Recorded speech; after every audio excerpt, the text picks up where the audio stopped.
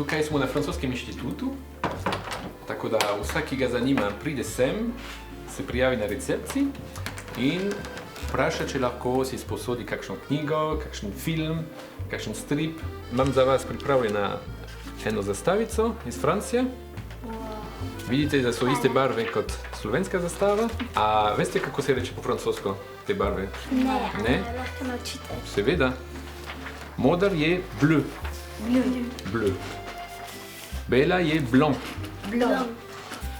Rdeča je pa rouge. Bienvenue à l'Institut français. Kaj pa to pomeni? To pomeni dobrodošli na francoskem inštitutu. To je francoski inštitut v Sloveniji, ki je predlani praznoval 50 obletnico. Ampak v resnici njegova zgodovina je precej daljša. Saj je bil prvi francoski inštitut ustanovljen leta 1921. Zakaj je ta inštitut pomemben?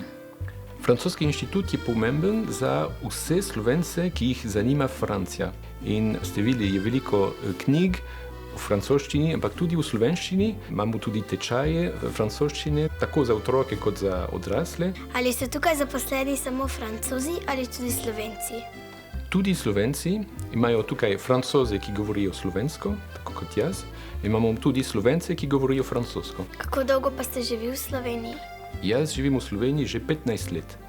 Kaj se lahko spoznamo na tem inštitutu? V sobotah imamo otroške ustvarjalne delavnice za slovenske otroke, ki ne razumejo francosko, ampak ki bi radi se naučili. Imamo eno celo vrsto dejavnosti na področju kulture.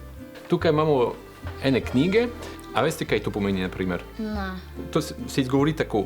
Rendez-vous à la Tour Eiffel. A lahko ponovite? Rendezvous à la Tour Eiffel. Dobro vam gre. To pomeni sestanek na Eiffelovem stolpu.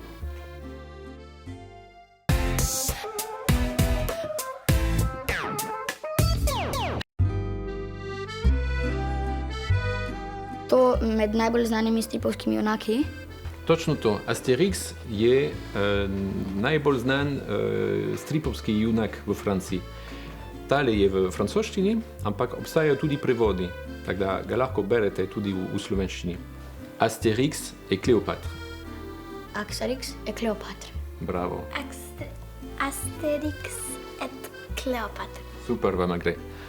Pol pa imamo, gledajte, ene druge zanimivosti. Mogoče boste prepoznali tole junakinjo. Zvezdica zaspanka. Ja, ampak ne piše zvezdica zaspanka, piše pa Étoile endormie. Étoile endormie. Étoile endormie. To je francoski prevod vaše slikanice zvezdica zaspanka. Obstaja tudi francoski prevod slovenskih knjig, vidite? Pa še ena knjiga je tukaj. Da vidimo, če boste prepoznali. Kdo je to?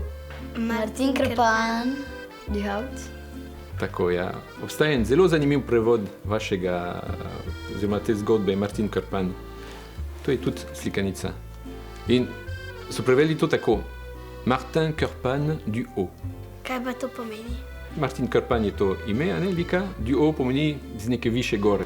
Niso samo Slovenci, ki se pozanimajo za Francijo, ampak tudi Francozi se zanimajo za Slovenijo. A ti znaš oba dva jezika, slovenski in francoski? Ja. Kako pa to, da se učiš oba jezika?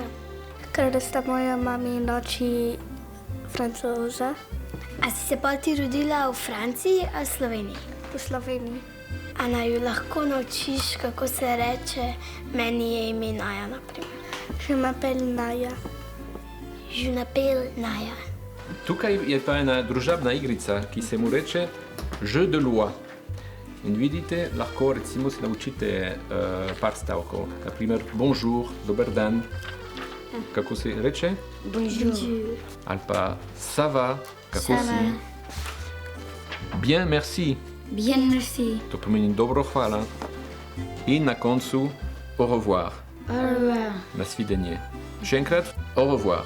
Au revoir.